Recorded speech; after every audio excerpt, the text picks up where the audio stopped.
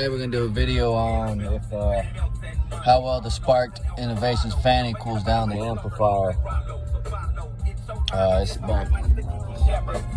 It's back over there behind the seat.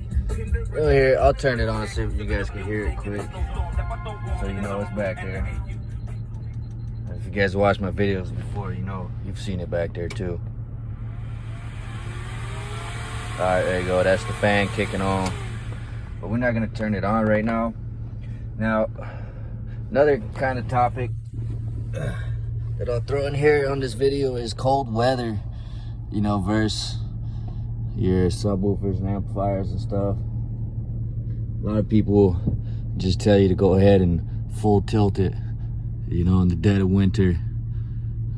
It's not a good idea. A lot of people say, oh, it's fine, you know, but see, here's the problem, right? You come out on a day where it's 20 degrees outside, or even colder, way colder.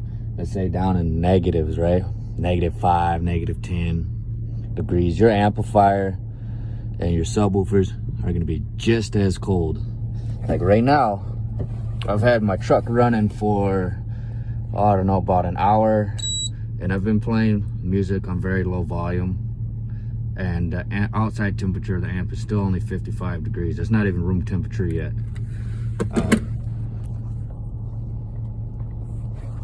I haven't been beating on it, so I just very low volume, almost nothing playing through them, but just a little bit.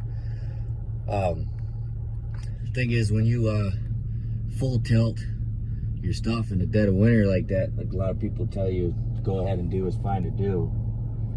You run into problems, right? Your amplifiers, you know, 20 degrees or colder. Your subwoofer voice coils are 20 degrees or colder. You're gonna heat those up really fast, right? And when you heat up your voice coils that fast like that, when you go from cold to warm, then you shut off your system and it's going from warm to cold, those voice coils are going to expand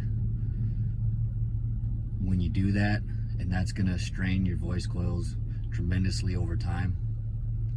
And the other thing that'll do from cold to hot really quick is condensation, right? So your voice coils will start building up condensation, and they're gonna get wet, and then you risk blowing your amplifier, sending a, you know, and it's the same thing with your amplifier too. The inside components of your amplifier, when it's that cold, you turn it on and it starts heating up really quick. You're gonna get condensation built up inside of your amplifier, and the inside of your amplifier is gonna get wet.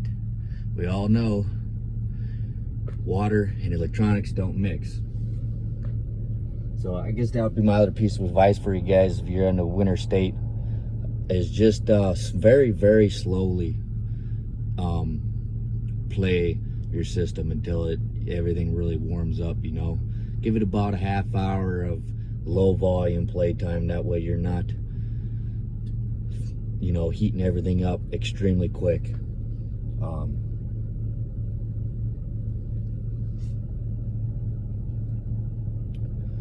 But yeah, we'll get into how well that Fannie works. I got it pretty decently close to the amp there, and I'm running the amp at 1/2 ohm. So this amp does heat up quite a bit. Yeah, in other situations too, a lot of people want to know whether they should have a fan for the amplifier or not. And that's kind of a yes and a no answer. A lot of people, majority of people, they don't need a fan for their system. You know, they're running it at 1 ohm or above, and you know, they're pushing 1,000 watts, 2,000 watts, you know, 3, 4, 5,000 watts.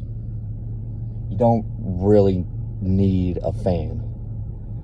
Unless you're running at 1/2 ohm, then I definitely suggest, I don't care if you got a 500 watt amp or, you know, a 10,000 watt amp. If you're running at 1/2 ohm, get yourself a fan. But if you're running at 1 or above, you don't necessarily need it.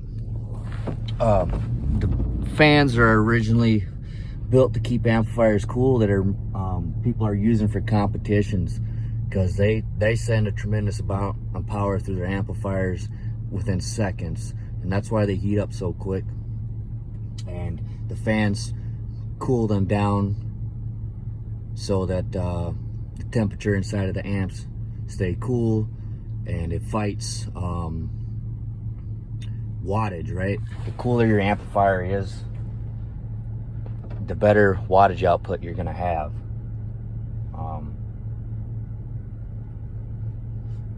And then that's in extreme conditions, right? Or, you know, if you're running at half an ohm, you definitely want to keep it cool as well. On the inside of this amplifier here, there's some two little black wires that run through there, and this thing heats up pretty well.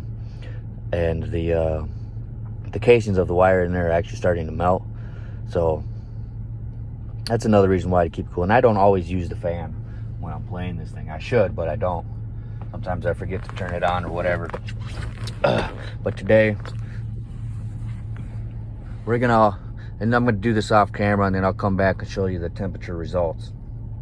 But what I'm gonna do is I'm gonna get some music playing, get the amp to warm up a little bit more, probably around like 60 degrees. Once it's at about 60 degrees on the outside, I'll start turning up the volume, get it nice and hot. And without the fan, I'll probably play music for about 20 minutes. Then I'll check the outside temperature of the amp, see what it is. I'll let it cool down for about half hour, and then I'll come back and I'll play the same exact songs with the fan on, you know, for about 20 minutes, and check the temperature again to compare what the outside temperature of the amp is with the fan and without the fan for you guys. And you know, I'm gonna play some music. They're playing up in the 40s, playing down to the 20s, so it's gonna get up there pretty hot. You know, I would say somewhere above 100 degrees we should see without the fan on there. And